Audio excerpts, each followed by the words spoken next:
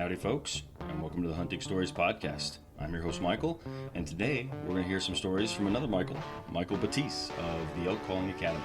Now, this is the episode that almost wasn't, as we lost all of the audio shortly after recording, which would have been a huge shame because Michael is an amazing storyteller and he has some great stories to tell in this episode. So I'm not going to steal any of his thunder. We're going to let him go ahead and kick things off, but I want to thank you all for tuning in, and I want to thank Mr. Batease, Michael Batease, for sharing his stories with us today. So all that being said, guys, let's let Michael tell you his stories.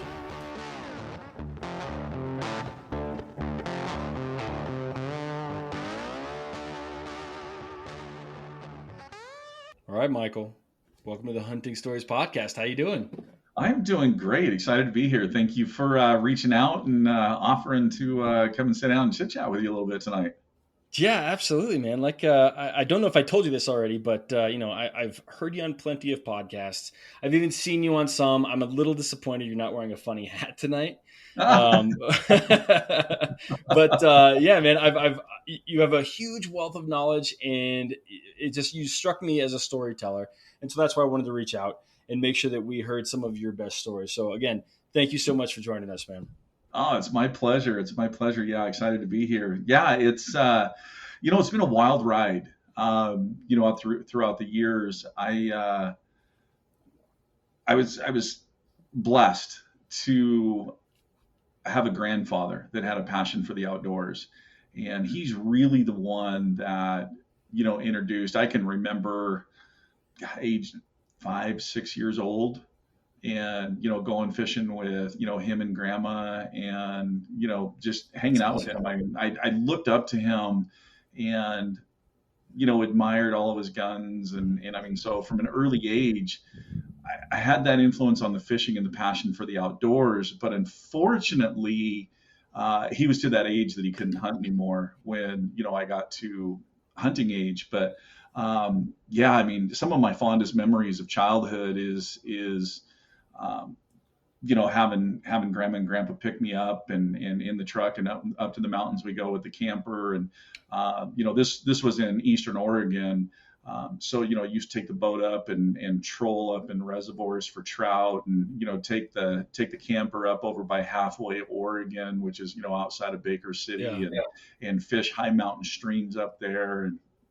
And I remember one time I woke up early one morning before anybody else, and I had this little fishing pole that was just all mine, and he taught me kind of how to read a river a little bit, how to look at the boulders and look at the slack water and get an idea of where the fish were hanging. And so you put a little salmon egg on that single egg hook and flip it out and watch it drift behind, and then the fish hit it. And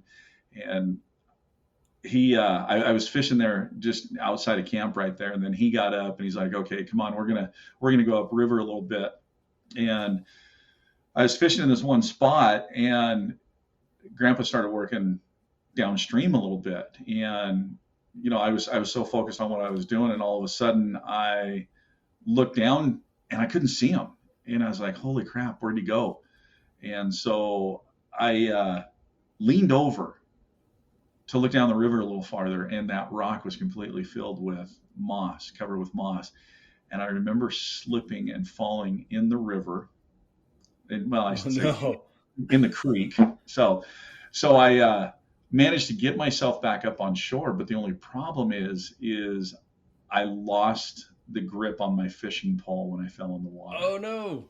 And I was absolutely devastated because this was my first fishing pole. I mean, I'm 6 years old. This is my first pole, and I've learned how to fish on this, and I was just devastated. And this was early summer time frame, and so the water was still running fairly high because of the snow melt and runoff. And I remember grandma used to always pick me up from school because I was being raised by a single mom, and grandma picked me up, and she was all kind of giddy, and I'm like, man, you're in a really good mood today. And she goes, oh, wait until we get to the house and you'll see why. And so we got to the house, and I walked in, and there's grandpa, and he had kind of a grin on his face, and he goes, hey, go look on the back porch. And I went and looked on the back porch, and there's my fishing pole. And one of Grandpa's neighbors happened to be up there fishing in the same location. And I guess Grandpa told him about the story or something, but he looked down and he saw my fishing rod in the bottom of this pool, and he got a stick and fished it out. Oh man, what are And the odds of so, that? yeah, so I got it back, and crazy thing was that fishing pole stayed with me, never got rid of it. And then when I graduated high school and moved out of the house, I mean, I had forgotten all about it.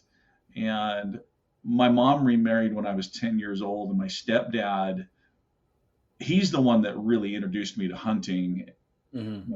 but he was just a bird hunter. So, I mean, it was pheasant hunting, in Hermiston, Oregon. And, but he passed away 2 years ago.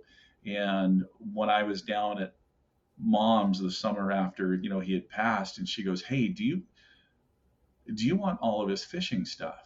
And I was like, "Oh, absolutely." Because, you know, he and I used to go out on the boat and fish for salmon and steelhead on the Columbia River, and Yeah. we'd go up and fish mountain streams. But anyways, I go out to grab all the fishing stuff, and there's my fishing pole. He My held my on to it the whole time. my kid's fishing pole. Yeah, mom held on to that whole time, and so it's sitting in the garage, and so it's kind of cool because I can look at that and have all these fond memories of grandpa and fishing in the mountains or picking huckleberries during the summer, and just really the introduction to not only the outdoors but what the outdoors can provide, and what you can take out of it if you're willing to really pause and look around. And that's one of the things that I talk Yeah. about a lot on several podcasts is focus on the journey. Focus, take time to pause and take a look around you, and take everything in, and don't be so focused on the catch or the notch tag or all those things. Mm-hmm. Because honestly, the memories that you're creating through all those journeys with family and friends is really,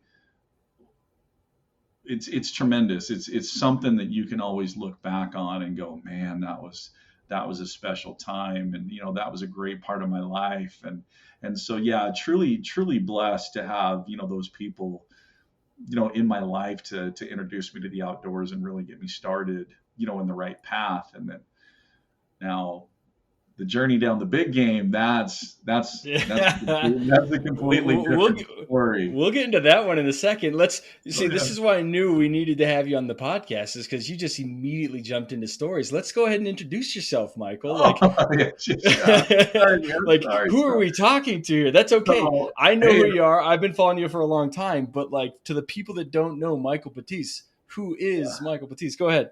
so as you said, I'm Michael Batease. I am the founder and owner of Elk Calling Academy, Sawtooth Outdoor Supply, and also Financial Freedom. So, but Elk Calling Academy. So I've worked in the hunting industry. Oh, it's got to be getting close to 18, 20 years now. So Mm-hmm. I, first jumped into the industry doing some stuff with Primos, and then I jumped from Primos and became a pro staffer for Rocky Jacobson, which, at that time was Bugling Bull Game Calls, and now it's Rocky Mountain Hunting Calls. But yeah, I was his right hand man for 10 years, and then just kind of stepped back and started doing my own thing, and then created Elk Calling Academy 3-4 years now, which, Elk Calling Academy, even though calling is in the name, it teaches all aspect of elk hunting. It teaches elk vocalizations, calling scenarios, elk behavior, e-scouting. We even get into some archery topics, Mm-hmm. FOC and equipment, and a little bit of physical fitness. But it's taking everything that I've learned. I started elk hunting in 1988. And so it's taking everything that I've learned over that time and sharing that knowledge to help people that are new to the sport to shorten the learning curve, but also too, maybe those that have been hunting for a little bit, but maybe they haven't had any success, or they want more consistent success. And it's just to kind of expand their knowledge a little bit. So, because like in that story, I guess we can call that a segue into who I am. I didn't have anybody to teach me big game hunting. I didn't have anybody to teach me elk hunting or deer hunting, bear hunting, any of that. And so really it was me going out and learning it on my own, and trial and error. Now thankfully I had my grandfather that I could call and say, hey, this is what happened today. This happened, that happened. What should I do? Where should I go? And he would give pointers. Try this, do that. Yeah. Maybe go to this part of the mountain. Because thankfully he kind of grew up in that same Eastern Oregon area that I was hunting, and so could kind of give pointers. But yeah, that's what Elk Calling Academy is all about. It's just passing on that knowledge, and just helping others find success. And it's whatever the success they want to be. Like, I have one Elk Calling Academy member that I think he's been a member for 2 years now. Uh-huh. He still has yet to harvest an elk, but like this year, because I do live Q&A sessions with the private members every 2 weeks, and he was telling me about the season, because we did one last week, which was lessons learned, and so I talked about all the lessons that I learned, out in the field this year, and they were talking about their lessons, and he said, he goes, even though I didn't harvest an elk this year was the closest that I've ever gotten into them and had the most interactions. So it was definitely, that was a successful year to him. That's awesome. Where would someone listening to this podcast find the Elk Calling Academy? Like, what would you recommend? Is there a website? So Your Instagram or? Yep, you can go to elkcallingacademy.com, and that gets into it. It is a membership platform that it's kind of a mixture of an e-course. There's tutorial videos on there, and then there's recordings of all of the live Q&As from the last 2 years. Have a YouTube channel that has some videos on it. There's a beginner's guide to elk calling on there. There because I used to do a lot of live Q&As every Wednesday on Facebook, Instagram, and YouTube. And so Facebook and Instagram are also places to touch bases and link up with Elk Calling Academy and other like-minded people on that. But yeah, the best, if they truly want to get into the e-course and really truly get into the lessons and really dive deep into it, the elkcallingacademy.com is the best place to go. And it's a couple of options. Can either pay monthly at $15 a month, or there's an annual subscription that's $150 for the year that it saves you $30 versus the $15 a month. And so like I said, every 2 weeks, jump on there and do live Q&As. Usually start off with a topic, discussion topic, and then kind of open it up for live. And I used to do it on just a broadcasting platform, but I couldn't see anybody. And for about the last 2-3 months, I actually switched over to Zoom, to where everybody comes in and we can all see each other and have an interaction. And it's great because it's just like you're sitting in a room with people and have conversations and interacting with each other, and put on funny hats, which I did have to laugh. Facebook, I know you grabbed the screen capture off of that one podcast that did with Huntsman. Elk Bros. Yeah, Guy Duplantier and Joe Julia from Elk Bros. There was a group of us on there. Yep. Yeah, I remember watching that podcast. So I was like, I got to grab that little capture there real quick. But cool. Well, I will make sure to put links to all of this stuff in the show notes. So if anyone's interested, check it out. I'll let you guys know that I'm going to be signing up, because my goal for this year is to learn how to call. And I'm pretty sure that Michael's going to teach me that. So that next year I can make sure I harvest a bull. There you go. Yeah. So, okay. I know you said you had some stories in mind, Yes. maybe at least one to get things started off. And you can either start with that, and it may be the same thing that I'm about to request, but the other one would be how you did get into big game hunting. Is that the same story? Yeah, it is actually. Okay. So, like I said, got introduced to, bird hunting, pheasant hunting, and absolutely loved it. And then it just kind of started morphing into more, waterfowl hunting. And then I had a group of friends in high school that, loved the outdoors and loved hunting as well. And so, high school didn't have a lot of time because, played a lot of sports in school. And Hmm. so it was very limited time. But the nice thing about Hermiston, Oregon is you had a lot of hunting opportunities not that far from town. So it didn't really take that Yeah. long. And so, we used to go out and deer hunt. I remember one of the first deer hunts that I did, and again, Grandpa stepped up to the plate because I didn't have a rifle, and so he hands me Of course. a Winchester Model 7 featherweight 308, and says, "Okay, you want to go deer hunting? Here's a rifle that I use for deer hunting. Go." So I'm like, "Okay, well, I have a driver's license, I have a rifle, I have a hunting license, and deer tag. I don't have a vehicle." And so my mom used to work out in McNairy, Oregon, which is over on the river. So what she would do is we would leave the house a little bit early, and she would take me up and drop me off in this place called Juniper Canyon. And she's like, "Okay, I'll meet you back here at the parking lot at the end of the day." So I would just grab the rifle and go up in that Juniper Canyon. And I thought it was the coolest thing and a lot of fun until I shot my first deer back in there all by myself. And so here I am, a 16, 17-year-old kid, probably, and since I was an athlete, I was in pretty good shape. So I'd hiked back in that canyon quite a ways. Yeah. Um, Not thinking about how you're going to get exactly, out. exactly. And so, it was a little fork and horn buck, and I was like, not a problem. I can just grab the horns and drag this thing. I mean, right now, I mean, I'm 6'2", 218 pounds. Wouldn't have a problem dragging a deer. When I was 16, 17 years old, I was 5'7", 5'8", maybe 105 pounds. So, I mean, it's, uh, yeah, yeah, I learned really early on that one that, getting an animal out when you're a kid like that, when you're a teenager, it's a lot of work. And I remember I was sitting there dragging it for a while, and I was like, okay, I'm just going to break this thing up into pieces.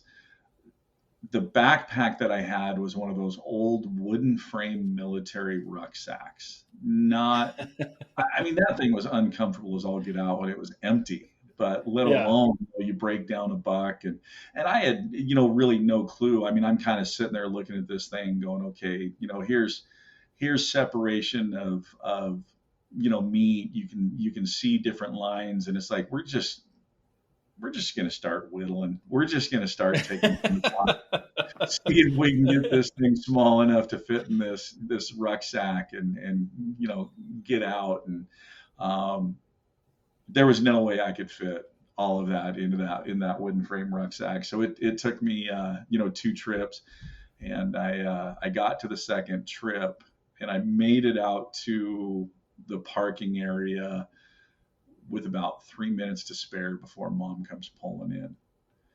And she pulls with up, the and set with the second load or the first load? with the second load. So Okay. so yeah, it was done, made it, and she kind of pulls up, and she's kind of looking out her window, and she really has this concerned look, and she shuts the car off, and she gets out, and she's like, "Are you okay?" And I'm like, "Yeah, why?" She goes, "Look down at your clothes." I was just blood from my chin all the way down to my boots and my hands, and I had it up in my hair, and she's like, "Is any of that yours?" And I'm like, "I don't think I cut myself. I'm pretty much sure, it's all from the deer." Well, Mom wasn't driving a truck. Yeah. Here she is with a Chevy Malibu Classic. And so now all of a sudden, Mom's looking at me, and she's looking at the car, No, and you're not getting in this car. well, and so she's like, "Well, what are we going to do with this thing?" And I said, "We're going to have to throw it in the trunk." And she goes, "Do you have anything to lay down on the carpet?" Uh, no, don't you have anything in there? And she's like, "No." Well, first off, you're not getting in my car wearing the clothes that you are. So she goes, turn around. And I turn around. She goes, okay, your backside is fairly clean except for a little bit of dirt. Now, mind you, this parking lot is right off a highway that follows the Columbia River that goes from, Umatilla, Hermiston area up towards Milton, Freewater, and Walla Walla. So there's trucks and cars and all kinds of stuff just zooming by. She goes, okay, the backside is clean. Strip your clothes off, lay the clothes on the bottom of my trunk with your backside down, bloody side up, and then you can put all this deer meat on top of that. Okay.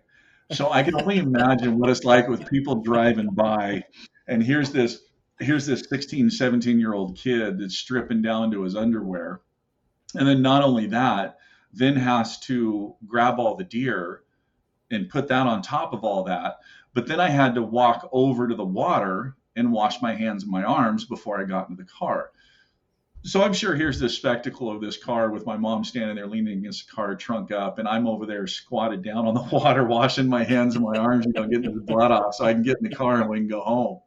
So, but yeah, that's just what kind of started the journey. And then I had two teachers in high school, both science teachers. One of them I really looked up to. In fact, I went to college to be a high school biology teacher because of him, Mr. Kodama. He was so cool. Does he know that? He does. So he passed away several years ago, but yeah, he used to come out to my house and pick me up, and then he and I would go pheasant hunting or crappie fishing or all kinds of stuff. But so there was Mr. Kodama, who was a traditional archer, longbows and recurves. And then there was Mr. Gorham, who was an earth science teacher that was a compound guy. Now, this all was taking place in 85, 86. Yeah. And so compounds, I mean, you know what compounds are today, but compounds back then were, a lot different. And so, so I used to have these guys talk about, hunting with a bow. And I was like, man, it sounds so cool. And so Kodama gave me my very first bow, which was a Fredbear 45-pound takedown recurve. And so Hermiston, we didn't really have an archery shop, but we had a barber shop that did sell archery equipment. Perfect pairing. Yeah, exactly. Pairing. Get your hair cut, pick up some arrows on the way out. And so, they clean up your hair and turn it into the string. Yeah, there you go. No, went down there and picked up some Easton XS XX75s, and Dad brought home 3 straw bales, and I would put paper plates out there and just start shooting that recurve, and that's what really got the archery bug started. Just shooting that, and then like I said, because my parents lived just right outside the city limits, so I'd take that bow and go up in the sagebrush and hunt jackrabbits, just to hunt with it.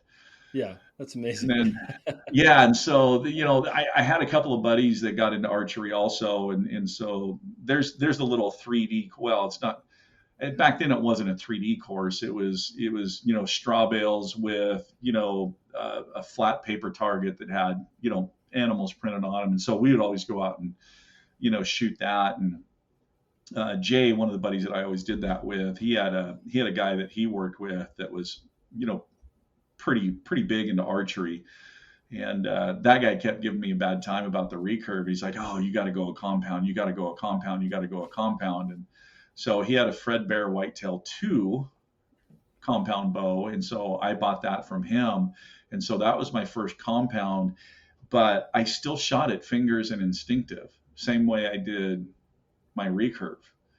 And so I shot with that for a couple of years, and then finally, when I was 18, I was in the National Guard, and so I said, okay, I'm gonna try this archery hunting thing for elk.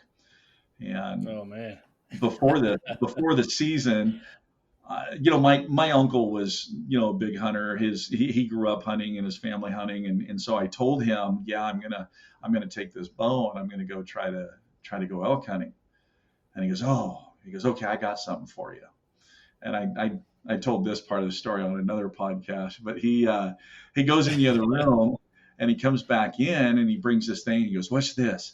And he goes to blow on it, and not really much happened. I mean, it kind of squeaked and popped. And he looked down. And he goes, "Oh."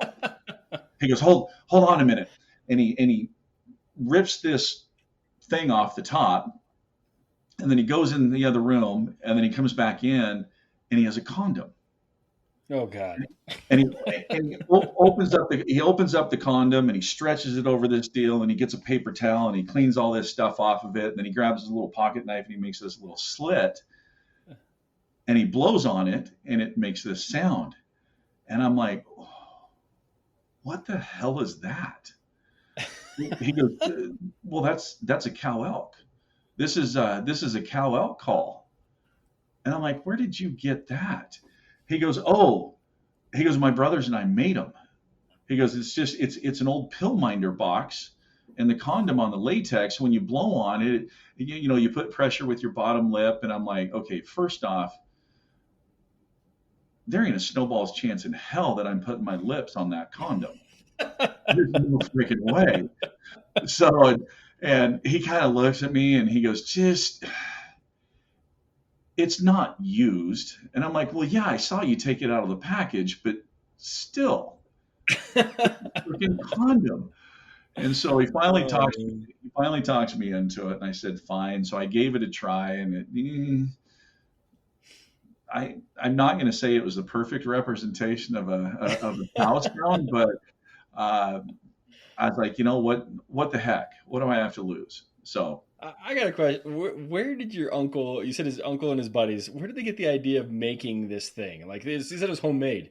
I don't know. I mean, looking back on it, I had no clue at that time. But from spending all the time in the industry that I have and in the call industry that I have, the only thing I can think of is those early pioneers like Larry D. Jones and stuff. Yeah. I don't know if they read an article or something that Larry was talking, because if I remember right, I think Larry kind of went that same route when he developed his, first elk call. And so I honestly, I don't know how they came up with it. For all I know, it was tipping the brown bottle back a time or too many times on the campfire, and hey, let's so I don't know, but I was gonna say it's either really good drunk innovation, or just a bunch of weirdos. So like I don't know if there's much in between. But if Larry D. Jones was doing it at the time, I believe that that's probably where they found it. I think it was, because I think because around that time, that was 88, 89, 88. I don't think. Yeah, I guess Primos did they start then? God, I don't remember. It's so long ago, but I know Larry was one of the first, pioneers on all that. And I know other people too had taken turkey reeds and headed out to the elk woods, and because that early to late 80s was when calling really got started, for elk. But so I decided I'm going to do this. So I have a call, I have a bow, I have 3 arrows. I was in the National Guard, so I had camouflage, and so I got up one morning and put my BDUs on, and I did my military face paint and threw on my boonie hat and threw that stuff in the truck and started driving. Didn't really have a plan or thought of where I was going to go or what I was going to do, and I was like, I've kind of been up in this area before, and so I started heading up towards Tollgate, Oregon. And I was like, well, it's mountainous. I've heard people talk about Tollgate, while hunting again. So didn't have a map, didn't know where I was going. So recipe for success. Exactly. So I turned off the main road, hit a gravel road, and just started driving. Just looking at things, and it's starting to get a little bit more light, and I could see a little bit more. And I said, well, this kind of looks like a decent area, I guess. I mean, it's the kind of area that I'd go look for if I was deer hunting, and so I had already been deer hunting a few years at that time, and so I parked the truck and grabbed my stuff and just started walking down this road. And then I kind of saw this cut road off of it, this older road that was kind of grassy and rocky. And so I started walking down that road. And I remember I walked down there about 200 yards, and I see this thing mounted to the side of the tree, and I'm like, what the heck is that? And I walked over, and I'm like, oh, this is one of those tree stands. So it was down only 5 feet off the ground. And so I was like, well, shoot, if somebody's going to put a tree stand here, that must mean, they knew something. It didn't even have the seat platform. It was just the bottom foot platform. So I jumped up there and sat, and my feet are dangling off, and I'm kicking a little bit. And I'm like, I said, I don't think this is really going to do much. So I hopped down and got back on the road and walked down the road. Now, mind you, this is all probably within 30 minutes of me leaving the truck. So I mean, sat there for a good 7 minutes. Yeah. I haven't been out much at all. And so all of a sudden I come around a corner on the road, and here's this wet spot in the road. And I'm like, man, that's kind of weird. What is that? And so I picked one of the rocks up and sniffed it. And here's this real musky smell. And I'm like, what is that? And so I'm like, so I grabbed that pill minder and just, I tried to do a cow call, and probably sounded like an angry, mad Russian the way this sounds. Yeah, just really sharp. And just from over the rise, oh, and I'm like, oh. And then I see this rack just come running up, and I'm like, oh.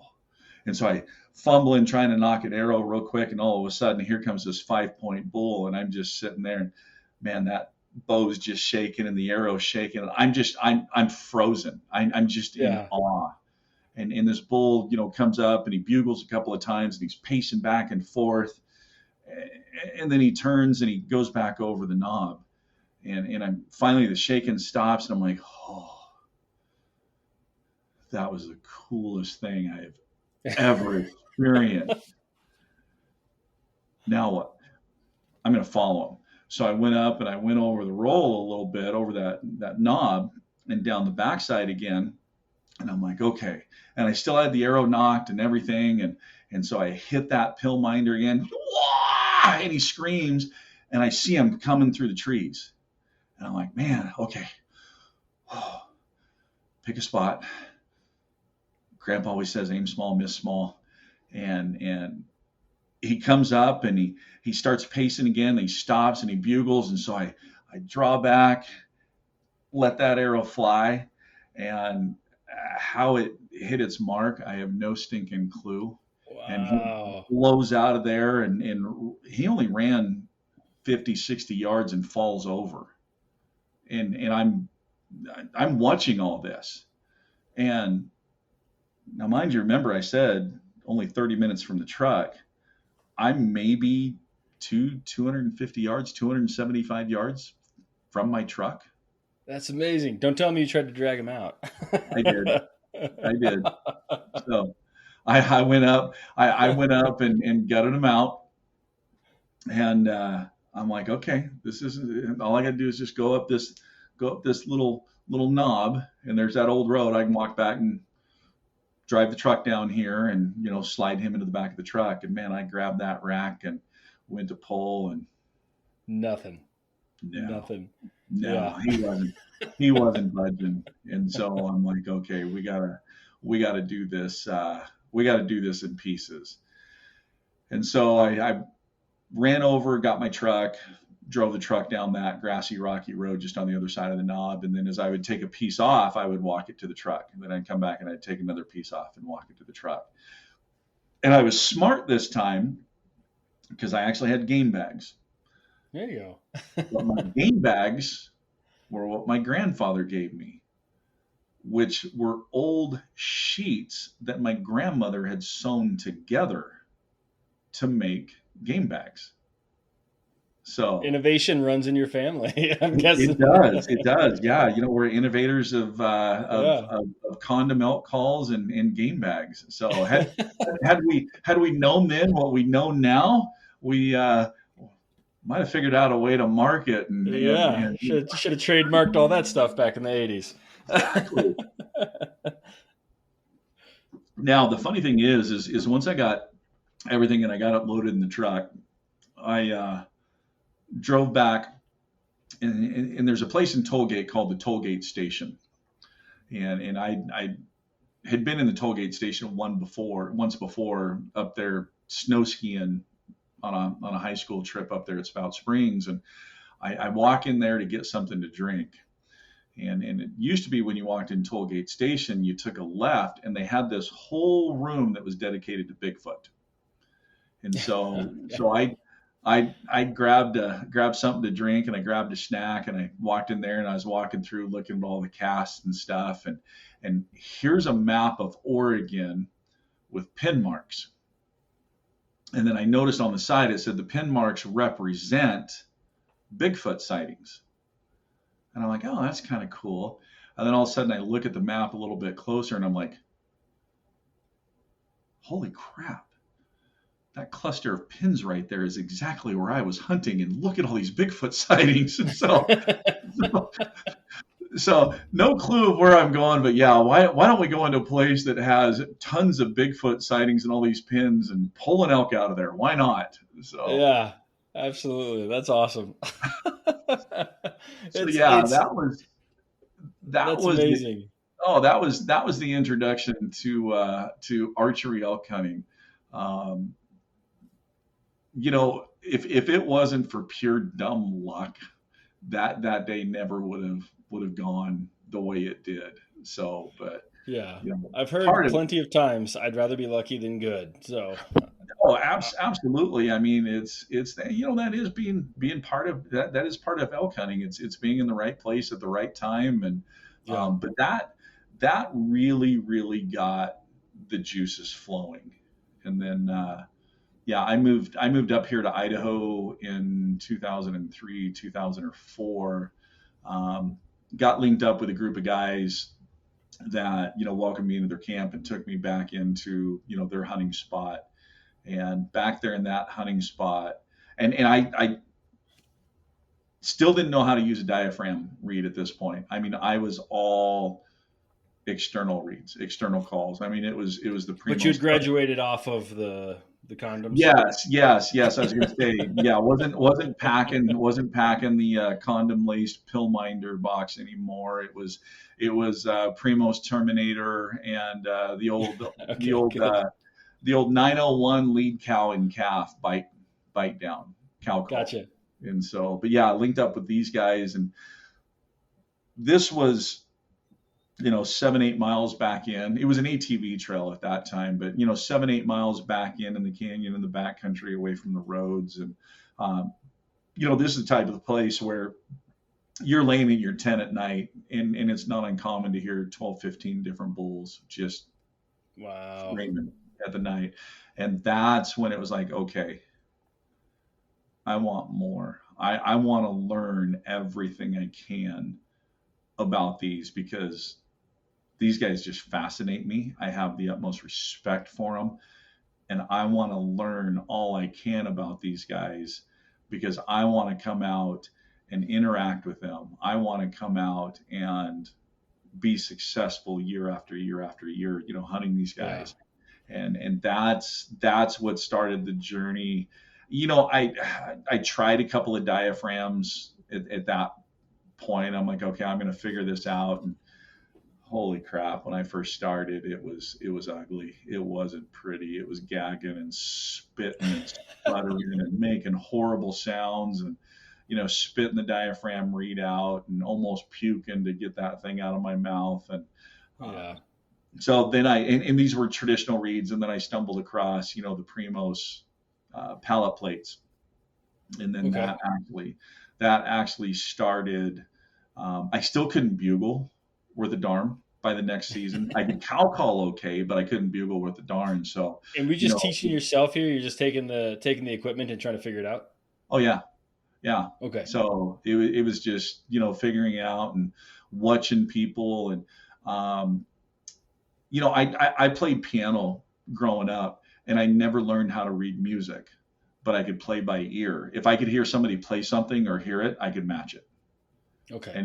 And so that's kind of what I started doing. And getting the old Primo's Truth Series VHS tapes and listening to that, and then pausing it and trying to mimic that, and then kind of watching the body language of the elk. Okay, what do I think this sound means, and what do I think that sound means, and then it morphed into journaling when I'm out hunting. The day, temperature, moon phase, weather, what the activity was, interactions I had, what I did sound wise, how they reacted. If there was something that if I was able to sit there and watch an elk and watch their body demeanor and listen to the sounds and go, okay. And so then I kind of started taking what I was seeing in their body demeanor and what I was hearing in vocalizations, and I would put it into human context. Gotcha. So, okay. Aggression or fear or, excitement.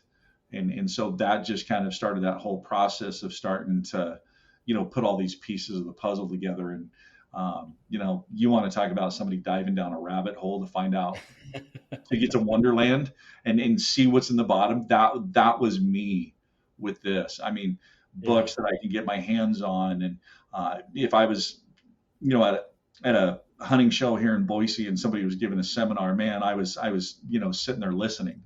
So yeah, that's cool. A question for you. So that moment you decided you're like, I'm going to figure this out, was that laying in bed hearing all the bugling? No, it was actually, I was on the mountainside, and I had been, kind of calling back and forth with a bull for probably almost an hour. Okay. And it was sitting there going, okay, thinking back to that first hunt where I made two little sounds and he just came running in, and I had other interactions since, between that 1988 and this 2004.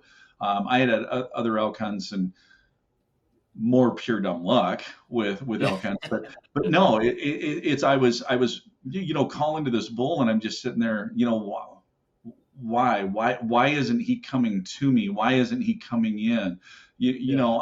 I obviously he's interested because he's bugling at me, and I'm saying these things that I've heard other cows make, and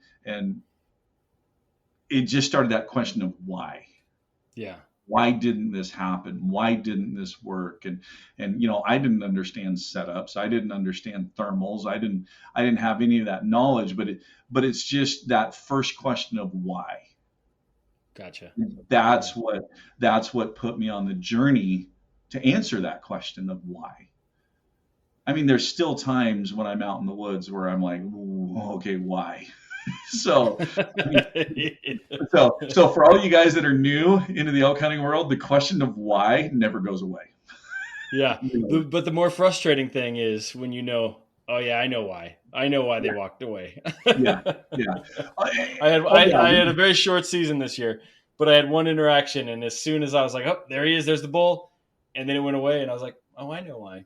Those thermals are going right to him. So yeah, the question why never ever goes away. The other thing is you will constantly make mistakes, but the other thing too is you will constantly learn and you will constantly evolve. And absolutely. And I think that's one of the keys. And I talk to the Elk Calling Academy members a lot about this. And I challenge everyone before the season. Before you go out, I want you to write down one thing down. Just one thing down that you want to learn this season. Whether it's you want to learn more about your hunting area, or you want to learn a new access into your favorite hunting area, or you want to learn a new calling scenario, but just pick something to learn every season. And you end up kind of focusing on learning that or answering that question. And then what happens is if you answer that question really early in the season, you'll find yourself all of a sudden coming up with a new something you want to learn or something you want to grow with. And absolutely. I think we talked about this earlier. I was like, I've got my thing for this year. Yes. And it is calling. I need to get better at calling. I'm a good caller, but I have no idea why I'm calling. So I need to figure out why. And that's the thing. I mean, elk are very, very, they are a dynamic social herd animal. And vocalizations is one of the key dynamics in their structure, in their biology, in their DNA. I mean, it's vocalizations. And I mean, elk talk all year round. Oh, yeah. Now, people only think the bulls bugle only in September. No, I've heard them bugle in June. So majority of the bugling, and there's a lot of bull vocalizations that only happen in September and only happen during the rut, but they are very vocal all year round. And it's just like, well, first morning this year. So we've been hunting the same area. We switched to this area about 5 years ago. Gotcha. And I'm confident. You say first morning. Is this opening day, like September 1st, or is this when you got into the woods? So this was my first. So season opened on August 30th for us. And so we didn't get out there until Labor Day weekend, but we got up to camp that Thursday night. So this would have been, Friday morning, which season had been open 4 days at that point. Got it. And so, but I'm constantly studying the map of our area, and I'm like, okay, what pockets haven't we been into? What areas? And so that was one of the goals this year is I want to go in and I want to hunt this creek drainage. And I've been wanting to go in there for years past, but we had to hike in, and it's a pretty good hike. Now there's a motorcycle trail. So earlier this year, I picked up 2 of those Baku e-bikes. Okay. So, because Bryce has been hunting with me for several years. We used to hunt off motorcycle trails a bunch, and just to get away from people. And I sold my bike a few years ago, but I picked up these e-bikes, and I'm like, okay, now we have a chance to get into this creek drainage because we can ride these e-bikes. And my fiance and I had ridden up there. We rode the motorcycle trail in May just up to this area, just because I was like, I just want to ride in here a little bit. And I just want to see. I want to see if it's worthwhile. Okay. And I mean, my fiance and I rode up there in May to the place I wanted to, and here's just elk tracks, just all over. And it's like, okay, that's all I need to see. We don't need to hike around. I'll figure this out hunting. So yeah, that first morning, Bryce and I, get in the dark, hit the trail, right up, and we parked the bikes at the same place that my fiance and I did. And I'm looking around, and I'm like, I don't see the elk tracks that were here in May. I said, well, okay, let's just start walking up this old road. It just goes up a little ways and then ends, and then we'll find trails and work up into this creek drainage. I'm walking up this old road, and I'm seeing old elk tracks from, early spring. Yeah. And I'm like, ooh, was this really a good idea? And so we get to the end of the road, and we start working back. And I said, well, and from studying the map, I knew there was a bench back in there. And I was like, I want to get into this bench, which is right on the edge of this basin, and I want to check this out. Well, as we started getting deeper in, all of a sudden we start coming across elk trails. And it's like, okay, here's a random track, here's a onesie track. And I'm like, okay, so we've got some elk in the area. Had done some location bugles and not gotten any answers. And all of a sudden we pop out of the trees, and here's this meadow with thigh-high tall grass. You can see trails of things walking through this a creek coming through the middle of it. On the side is a shale wall, and you can see up to this great big tall mountain. And Bryce and I are just looking at each other and going, holy cow, just what an amazing place. Yeah. And so I'm standing there in the meadow, and I'm bugling and nothing. And all of a sudden I look back, and Bryce is shaking his head. And I said, what are you shaking your head about? He goes, dude, you're supposed to be one of the world's best callers, and you can't even get a freaking answer. You suck. So that sounds like a good friend. Yeah. That's kind of hunting partners that I share the woods with. Yeah. And so I took the grunt tube, and I just flicked it and smacked him in the belly with it, and then just dropped it, and he grabbed it, and I'm like, fine. you call. And so he's sitting there bugling, and I wander across the other side of the meadow, and I find this trail that crosses the creek, and I get up on the other side, and I just start doing some cow vocalizations. Yeah. All of a sudden I hear something to my left, and I look, and here comes this flash of tan. And at that point, Bryce has caught up with me, and here comes this flash of tan. And real quick, was Bryce calling at this time too, or just you with the cow vocalizations? He had done a few cow calls, kind of with me. We were kind of doing, tandem cow vocalizations, so you can sound like a small little herd. And all of a sudden, this flash of tan, and then it comes up, and yeah, and then it comes out, and it's a bull. And Bryce, we're frozen. I do get an arrow knock before he comes out, and he comes walking, and then all of a sudden he stops perfectly with a tree blocking those vitals, and there was a low branch, and he just dropped his head down to the ground to look over under that branch. And I mean, that dude stood there for the longest time, and then he turned and started to walk away. And so Bryce busted back across the creek over into the meadow and started calling.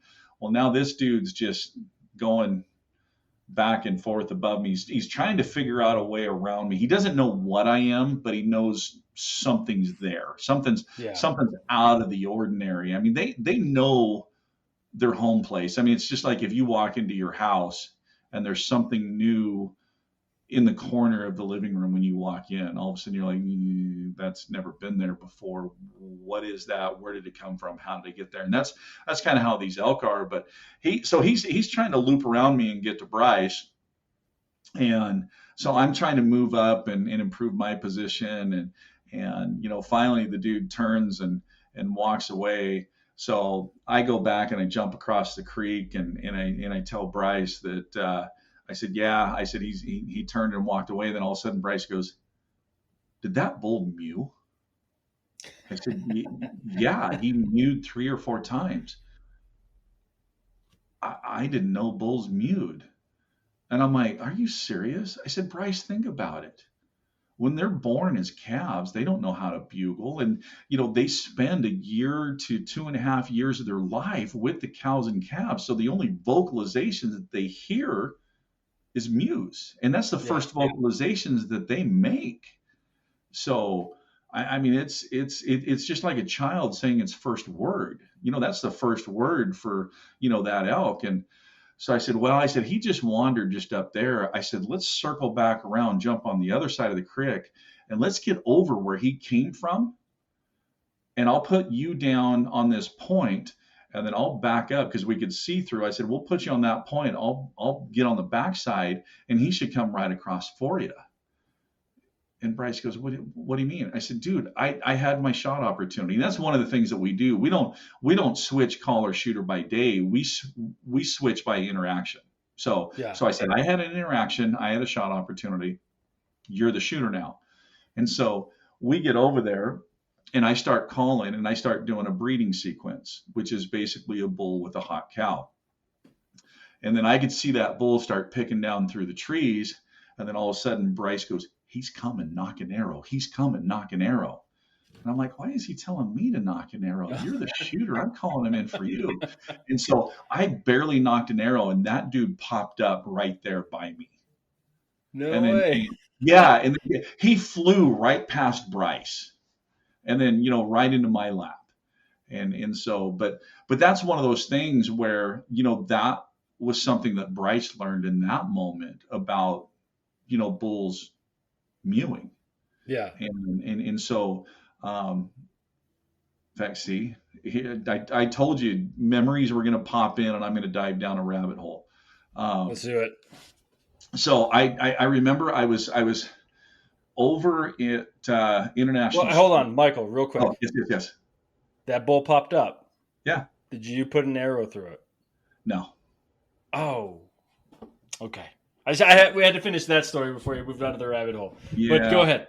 I mean, you can finish as to what happened there, and then maybe jump down. Hour and a half in the first morning, and a bull of a 4x4 bull. So I was like, I don't know if I really want to end my season this Oh, quick. okay. You let him go. Okay. Yeah, Got it. yeah. So, Reasonable. yeah. Well, it's one of those things too where I want to learn more about that area. But yeah. So the bull mewing, that reminds me, International Sportsman's Expo, over in Salt Lake City, Utah, Sandy, Utah, elk calling contest. So, I've competed in the World Calling Championships and all that kind of stuff, and I used to always go over and call in this contest. And so my number gets drawn, and I get up there, and it's 45 seconds of cow vocalizations, 45 seconds of bull vocalizations. So I do my cow vocalizations, then I roll into the bull vocalizations, and I'm doing my different bugles, and I turned to do a different bugle, and I mewed. And then I went into the bugle, and I immediately went, holy crap, you just screwed up. You just did a cow sound in the middle of your bull routine. What are you doing? This isn't your first time on stage. And so, I finish my routine, and I walk off stage shaking my head. And but they loved it, didn't they? Well, no, I go back to the group of buddies, and they're like, "What are you shaking your head about? You sounded great." And I said, "Did you guys not hear me mew? Did you not hear me throw a cow sound in the middle of the bull vocalizations?" And they were like, "Yeah, did you not mean to do that?" And I said, "No." I said, I just flipped that switch to where I was like out in the woods hunting, where I was mixing in a cow sound with bull vocalizations. And so I said, God, I said, I can't believe I screwed up like that. I blew this. And I was really hard on myself. And then Chad Scheermeyer comes out, and he's announcing the top 5. He announces 5, 4, 3, 2, and this year's winner. And he calls my name, and I'm like, what the shit? And so, I go up there on stage, and it was a Butler bag, sleeping bag, and a 50 caliber muzzle loader. And I was like, holy cow. And so after all that, I come off stage, and I go back over there, and a couple of the judges walk up, and the judges were guides. And they said, man, you are the only person that I've ever heard that mixed in a mew into your bull vocalizations. They go, we've heard that out guiding hunters all the time, but we've never heard anybody do it during a competition. And I was like, oh yeah, appreciate that. If I'm honest, it was a complete and utter screw up. That's all right. Get you the W. Yeah, absolutely. And you know what? I've never done it on stage since then. So. Oh no, you got to try it again. You have to. I stopped. I guess you got to. Depends on the judges, right? If you've been choosing guides. Yeah, I stopped competing 3-4 years ago. So, okay. But I don't know. Each year I watch the World Elk Calling Championships, and I'm like, the juices are kind of flowing to get back on stage and call a little bit. And this year, so I've been pretty fortunate because of my career in the industry and the people that I've met. A couple of years ago, I did a seminar tour with Wayne Carlton, and it was kind of a farewell tour that Wayne was doing, and so I was honored that I was able to do some seminars with him, and we were doing tandem seminars together. And so I've gotten to know Wayne pretty well over the years, and his son Mark. And Wayne and Mark kind of split off from HS a few years back and started Native by Carlton, call company with turkey calls and predator calls and elk calls, and so I've been working with Mark quite a bit on call development and stuff. And so they've primarily done wider framed reeds. And so this year I've been working on a medium frame and a narrow frame. And so Mark just got those fine tuned, and I got the package 2 days before I was heading to camp to, field test these reeds. And man, I'll tell you what, that first morning, in fact, with that bull that came running and mewing, I was on one of those medium frames, just doing, like I said, that cow herd talk dynamic, cow calf communication. And man, I was amazed with how well this reed sounds. And in fact, after that bull, and Bryce and I were standing there talking, And I said, man, I'm really impressed with this reed. And Bryce goes, he goes, it's one of the most realistic sounds and tones from a diaphragm reed that I've ever heard for replicating cow sounds. And I said, this is a reed that I would definitely take on stage to do cow vocalizations. Yeah. So I said, yeah, I mean, if you use it in the wild, you use it on stage, right? Yeah, I might make a run at the World Elk Calling Championships next year. Okay, well, we'll be rooting for you, man. Is that reed on sale, or when is that thing going to be available? After the first of the year. After the first of the year. Yeah. Okay. So right now it's like I said, narrow frames, medium frames, and then actually the wide frame too. Primarily right now, I've been developing kind of a light to medium latex mix on it. And so now we're going to transition go deeper into the medium and on into the heavier latex reeds for, older cow sounds, more aggressive bugle types. But yeah, it's a great cow call. You can bugle on it. You just can't get real aggressive because it is a fairly light latex on it. But no, it's kind of cool getting that opportunity to, be able to field test, that's super cool. Yeah. Items like that. And yeah, so, that's awesome. But yeah, so that was a good lesson that, Bryce learned on that one. And we definitely learned a lot more about, that creek. So because that was one of my goals going in the year was, really learning that area. What's funny is the next day, we get up in the morning and I said, okay, I had 2 opportunities yesterday. I said, I'm going to focus, Bryce, on you and, your son, Brandon. Brandon's hunted with us for quite a few years now. He's 21 years old now. And I said, so I'm just going to focus on you guys and I'm going to call for you. I said, I'm not even going to pack a boat. I'm going to leave this is all in Idaho, right? Yep. This is this is day 2. I said, I'm going to leave the boat at camp today. So I'm just going to focus on calling. And each member, there's 5 of us in camp. We all have our favorite areas, and so we went up into Bryce's favorite area, and it's a great big bench plateau that just has, there's an insane amount of wallows all over this place, and so we go in towards the wallow where his bull last year died. And we didn't even know about that wallow until, was looking for his bull. So we go in there, and there had been a bull in that wallow probably 20 minutes before we had gotten there. I mean, the water was all murky. There was, mud on the trail on the way out of it. And so now, mind you, this is the start of the season. I mean, it's 90 degrees up in the mountains. And so, Bryce, we're sitting there talking, and I said, look, this is your hunt. I said, but just know with these temps, these elk are going to look for cool, dark draws in cool, dark places. And he goes, well, we're in a cool, dark draw. I said, yeah.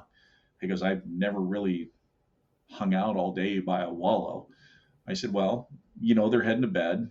I said, moon's fairly bright. I said, but midday activity, wallow's a great place to be midday. And so we hung out there all day and did some blind calling, and we nothing during midday, so we kind of went quiet and rested again. And so I said, okay. So and I packed the video camera because I'm re-recording and recording a bunch of new videos for the e-course, and so I turned the camera on and said, okay, hey, it's about 5:55. We're gonna get going about 6 o'clock here evening time, and this is the reed that I'm using. And I showed, that reed, and I said, this, what I'm going to be doing, and, the breeding sequence. And so I had the camera focusing on the area that I was going to be walking around so people could see how I move around when I'm doing this. Yeah. I started that video. I started calling, and I did probably about 4.5 minutes constant of calling. And then, I had moved away from the camera, and all of a sudden I look up, and here comes 2 bulls just trotting. Of course. And then next thing I know, I've got a 5-point bull standing completely frontal at 16 yards from me. And your bow's at camp. And my bow's at camp. Yep. And so The only problem is Bryce couldn't get a clear shot at him. Brandon was too far away, and I mean, I'm standing out in the open. I mean, I'm in the shadows, but there's absolutely nothing blocking up my silhouette. So those two bulls take off, and Bryce is trying to stop them, and so I go walking over, and the camera's still running, and I walk by the camera and I walk over to Bryce, and I said, "You don't even want to know how close that dude was." And I said 16 yards. And Bryce goes, "When are you going to learn?" I go, "What do you mean?" He goes, "This happens every time you decide to leave your bow at camp and just call. We get backdoored and that bull comes right to you." He goes, "You're supposed to be a smart guy, but when the heck are you going to learn to take your freaking bow when you go out?" And I said, "That's a really valid question." I said, "I have a question for you." And he goes, "What's that?" I said, "When are you going to freaking learn to come sit next to me when I'm back there calling, since I always get backdoored when I don't have my my bow?" It's a good question. When you said you were leaving your bow, I was like, oh no, I know where this story's going already. Oh yeah. Because every time I've ever left my weapon, I know I see something I could harvest. So I just assume that's the same for everybody. Well, and here I am, and I'm like, God, this is crazy, because that 5-point was at 16 yards. That spike was about 21, 22. So I'm like, here we are on day 2, and I already have 3 bulls at 20 yards or less. Yeah. And I'm like, holy cow. We have still yet to hear a bugle. So no bugles at all. I mean, the one the first day just mewed. Those two didn't even say anything at all. And so I looked at Bryce and I said, "Well, we've got about an hour and a half of daylight left. Why don't we roll out of here and we'll go over to the point that we always get into elk at, and we'll just finish off the day doing blind calling there." We get set up on that point. I get backdoored again. Oh God. Oh, yeah, man, I'm not surprised.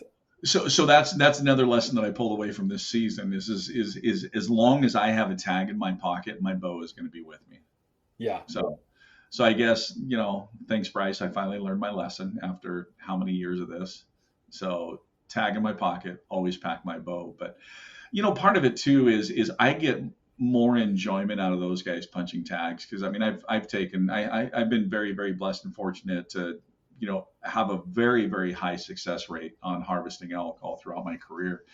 And so it's to that point where I get more enjoyment out of those guys, calling awesome. For them and filling their tags. Yeah. I'll tell you, I think I might've told the story on the podcast already, but the year that I decided, okay, I'm going to get serious about elk hunting. It's no longer about drinking beer in camp and having a good time with the boys. I'm actually here to hunt elk. That year at lunch one day, there's a big rock, 10 feet, like from one side to the other. I'm trying to find out the best place to sit. So I set my rifle down and I'm walking around this thing. I sit on the opposite side as my rifle and I start to have lunch. Next thing I know, a herd of elk is to my right and I'm looking for my rifle. No. Oh yeah. It's on the other. So I crawl over there and I had done enough research to know that like typically bulls follow the pack, but in this case, the bulls were at the front and they were the first ones I saw. They ran by. I had a bull tag. I had my rifle up with cows and spikes for 5-10 minutes, but the bulls just got out of sight before I got to my gun. So I won't even take a dump in the woods without having my bow. And now I'm a bow hunter, but at the time rifle, I won't have either. I'm going to have my gun. I'm going to have my bow on me no matter what, even if nature calls. Oh, absolutely. Yeah. Well, you hear that. That's how it happens. Well, and so let me give you a little insider tip here. The reason that happened is because you started eating lunch. I've got a buddy that's a guide, and he will say that every time. He goes, if you're out hunting and you're not getting into anything, just sit down and start eating a sandwich. Yeah. And you will see deer or elk, whatever you're hunting. I believe it. It was actually the worst sandwich I've ever had. That year, I don't think the temperatures got above 20 degrees. So my sandwich was frozen in my backpack. So when I got it out, I'm just sitting here just chewing on a rock solid. It's like bagel, cheese, and ham. And I'm just like, this is awful. There's nothing. I'm just trying to get calories, just like warming it in my mouth so I can chew it. Right. It was bad. It was bad. And then of course, those the only elk that we had the opportunity on the entire trip. So, but insult to the injury. best lesson, the best lessons are self-taught, right? They are. They really, and honestly, it's amazing how many people go out. They'll tell you about their experiences. They'll tell you about what they got into, and then you ask them, okay, well, what did you learn from that? What did you learn this year?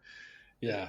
They aren't able to pick out the lessons. They aren't able to, oh, I learned this or I learned that. And, a lot of them are like, yeah, pick better times to eat lunch or, that kind of stuff. It's like, well, okay. Yeah. No, you got to be able to kind of poke fun at yourself and the errors that you make. Otherwise, what are you doing it for? I think that you said something earlier, which was like you were in this just like perfect, serene place. And like you have to enjoy the things like that. Like it's not about the harvest. It's about the entire process. So if you can't enjoy every minute of it and then notice when things go a little funky, it's not worth it. So this is Go ahead. It's seeing all of it. I mean, one of the things that I absolutely love is, being out there and then seeing that first sliver of daylight crack on the eastern horizon. And then you start hearing the forest come alive. You start hearing the birds start chirping, the squirrels chattering, and just everything come alive with, that first crack of daylight. And that is something that I absolutely just love. I mean, even after all the years and all the amount of time spent in the woods, it's just, I mean, even something as simple as just sitting there and listening to the sound of a creek roll by. Yeah, I agree 100%. Yeah, and I will say that it started with me because I'm terrified of the dark by myself. I'm not going to lie. It's scary out there. And so when those birds start chirping and those squirrels start throwing pine cones at you, you're safe. That's when I'm safe. And that's when I know it's hunting time. And it is my favorite place to be anywhere is right when that sun hits on any given hunting morning. It's so great. Yeah. And then when that sun gets high enough that it starts, casting a light down on the ground, you've been shivering in the dark, because it's always coldest before the dawn. Yeah. And so, as soon as that sunlight starts hitting the ground and you're moving out of the shadows into that sun, and you're like a little flower where you just open up to absorb that sun. It's like, oh my God, I can feel the warmth. Yes, absolutely. So, absolutely. Yep. Yeah. Well, Mike, excuse me. I respect Mike and Michael. This has been fun, man. I don't want to cut you off here, but do you have any more stories? Or otherwise, I've taken up a lot of your time. I know I bucked out an hour here, but if you have more, I'd love to hear them. But if not, I'd love to share them for another day. Yeah, I've got plenty more, and absolutely. Kind of getting a little late in the night here. 4:15 comes early, and I've got another gym session tomorrow morning. Oh, it's leg day. Tomorrow's leg day. 4:15. It's always leg day for hunters. It's always leg day. You know what though? I love it though when you work the legs really hard and then you feel that strong base and having that strength in the legs and that strong base. I dread leg day, but I love how I feel after it. And I don't know why my routine worked out where Friday has to be leg day. But yeah, I would definitely love to come back on and share a bunch more stories. I mean, you're talking 1988 to 2022, so there's a little bit of span in there with stories and a lot of shenanigans too. You mentioned about you have to laugh at yourself, and that is one thing that I absolutely try to do is keep things light in camp and keep things light on the mountainside. And I will sacrifice my dignity to create weakness. I mean, obviously, you saw the podcast where I showed up with that hat that if you squeeze the paws, the ears go up. So yes, stuff like that. Hunting partners, real quick. So, like I said, Bryce has hunted with me for quite a few years, and Bryce's wife is a dental hygienist, and she used to clean my teeth. And she was telling me, so this is how I met Bryce, because she was, we got on the subject of hunting, and she goes, my husband and his hunting partner, they've been hunting elk for 7 years and they've never heard a bugle or seen an elk. And I was like, wait, what? I was like, okay, have them call me. I'll take them hunting. And so really didn't know him that well. In fact, really didn't meet, Kevin, who he was hunting with at the time, until we were leaving camp. And so we go up and we drive to the end of this road and this area we we're going to hunt. We pitch the tents and we go to bed. And that next morning, it's still dark. I get up and I come rolling out of my tent in just my underwear, my boots, and an Elmer Fudd style hat, running by their tent, clapping, going, "We going elk hunting today! We going elk hunting today!" And I didn't know it at the time, but Kevin rolls over and looks at Bryce and goes, "Are we really going hunting with a person like that? What do you know about this guy? Who is he?" And so that's how the hunting journey between Bryce and I got started. That's amazing. Well, he stuck around though. He stuck around. He did, and actually Kevin hunted with us for a few years. In fact, I've got funny Kevin stories too. And then Kevin moved to Wyoming, and he just recently moved back. So this year was the first year that Kevin was back in camp, hunting with us. But yeah, so stuff like that. I normally do, something funny when rolling into camp. I mean, I'll come rolling in with my windows down, playing some sort of music with my hat cocked, some odd ways or, stuff like that. I told, Bubba teeth and a blonde wig and a trucker hat, stuff like that. I told my fiance Liz that I'm going to go try to find one of those bedazzlers, and I'm going to get a pair of jeans from the thrift store, and I'm going to bedazzle the crap out of that thing. And I'm just going to show up in camp and then, hop out with these over the top bedazzled jeans. And then you got to take them hunting with you. Take them actually out in the woods. Oh, absolutely. Absolutely. Yeah. That way when running into people on the mountainside, and here I am in my bedazzled jeans. So yeah, kind of like, who was it? It was Phelps that went out in the Hulk Hogan costume. Wasn't it? Yeah. But yeah, you got to keep it light. You got to laugh at yourself, and you got to have fun. I mean, that's the main thing. Have fun and enjoy the time out there.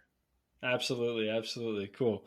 Well, why don't we stop here? I'm gonna have you back for sure because I want to hear some of those embarrassing stories, not just some of these great stories that you've told us today, because everyone enjoys laughing at another hunter.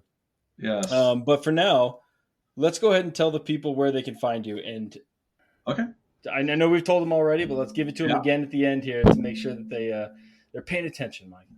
Okay. Damn it.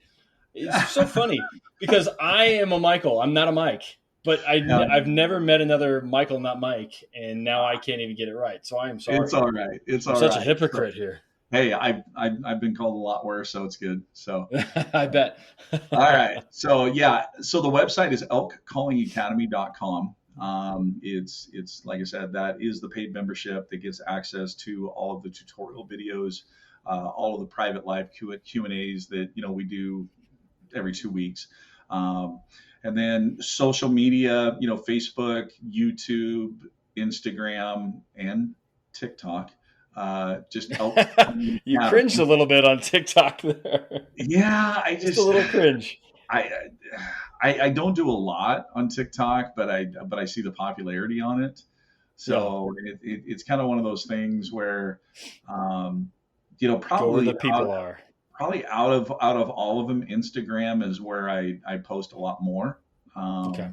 And then YouTube, tons of videos on YouTube. So free videos with Beginner's Guide to Elk Calling that kind of get somebody going on a diaphragm read, and then several Q&As, live Q&As where like I said, I used to do those for the public every Wednesday. And so there's probably 2.5 years worth of those videos.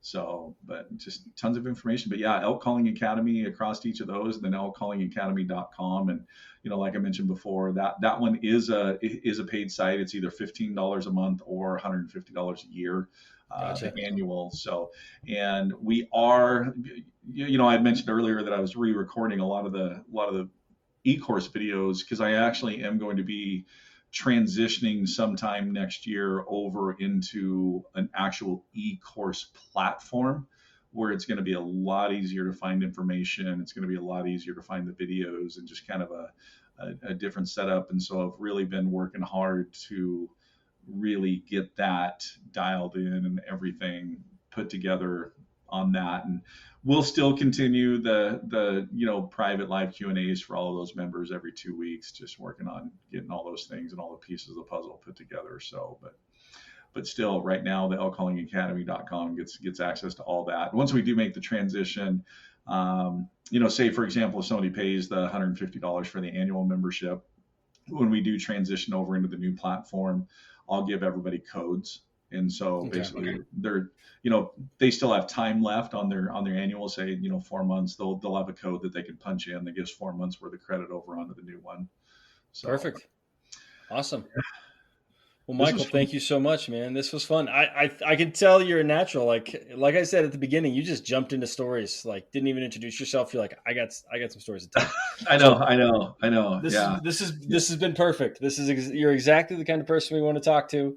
So thank you so much for jumping on the podcast. I really do appreciate it. I asked one time and you immediately replied with, yeah, let's do it. So absolutely. No, definitely. Thank you for reaching out and thank you for having me. And I would love to come back and share more stories, kind of like what we talked about. A lot of the podcasts that I've done in the past, it's kind of more the technical side and really don't have that opportunity to sit there and talk about, the stories.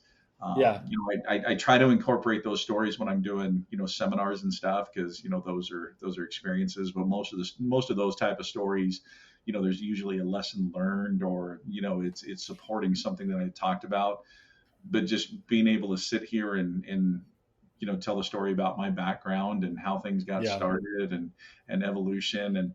And yes, I will break out some embarrassing ones on the I do have a few of those. I got a few more funny ones. We all do. We all do. That's what we want next time is embarrassing, funny, and then I want to hear some stories that are not elk, because I know you're known for your elk hunting, but I'm sure you've got some stories for some other critters out there as well. So but we'll save that for next time. So, okay. Michael, thank you so much. I really do appreciate it. I really appreciate you taking your time. And, it was great meeting you, man. Absolutely, Michael. I appreciate it. It was a pleasure and look forward to the next one. Absolutely. Cool. All right, guys. That's it. A bunch more stories in the book. I want to thank Michael Batease, of course, for coming on. He did not hesitate to say yes. He did not hesitate to tell some amazing stories, and he put up with me as I panicked when the audio was all lost. That being said, we found it, we got it, we put together a great episode. So, Michael, thank you so much. As for you listeners, thank you guys again for tuning in. I'm really enjoying this. I'm getting some great feedback. That being said, reach out to me. Let me know what you think. Let me know if I can do something better, if something's not right, or if, we're just doing a good job. I love hearing that stuff. Beyond that, if you have any stories, share with us, reach out, let us know. I've got more and more listeners that are reaching out, and more of those episodes are coming soon. And then finally, share the podcast, review the podcast, give us 5 stars on Spotify, on Apple Podcasts, whatever it is. We want more people to find out about this, and that's how we do it. So that's it, guys. Thank you very much again for tuning in. Michael Batease, thank you very much for telling us your stories. And everybody, go make some stories of your own.